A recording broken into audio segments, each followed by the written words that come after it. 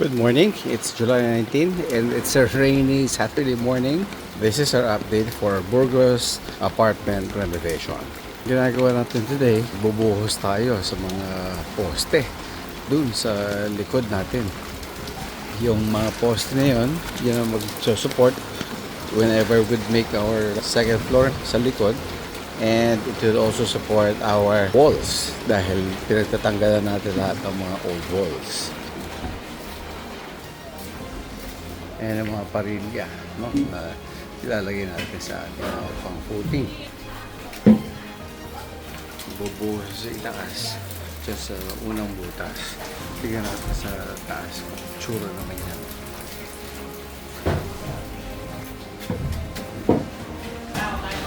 Dito, ayos to.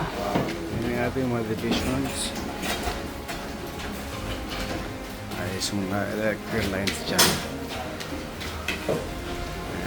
Ayos. Corridor. Ito yung ating corridor. Ito yung ating hallway. Ayan. Ito. Naayos na yung CR dito. Yung wall. Pinagkatadahan na sa loob yan. Ito rin. Naayos na ito. So, dyan mo yung pintuan. Sinarat na sa kabila. Ito. Ayan. Thank you. Yung mga divisions natin ayos na yung room dito okay na ba yung submitter na very good dito sa loob yung ating mga electrical lines ayos na rin very good yan okay. Ayos na yan bago isara. Ito, finish na yan.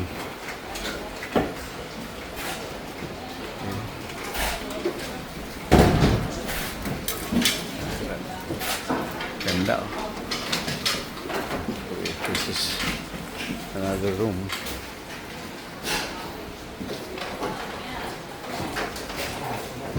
Mas makalipat yung natin sa kabila. Dito sa room na ito. Ibahin niya yung wall na yan para maisara na rin ito. Another room. Very nice. Another view.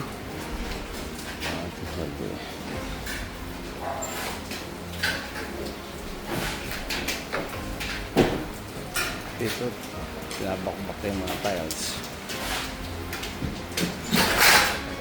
Pagkakadahan na yung preparation para ayusin ang ating mga plumbing.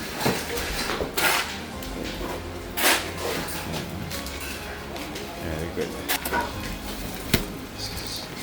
Ayan, pagbuhos. Okay. Pinuhos na yung unang butas. Ayan na. Pagbuhos ang unang butas. Pag dito yung slide, dyan yung slide yung follow dito.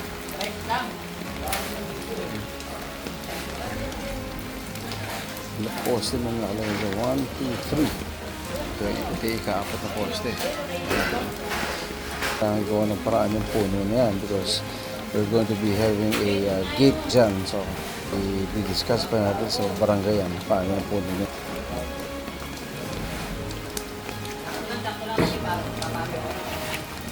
Ito muna, bago ano. This is our update for July 19 for Burgos apartment renovation. Till next time.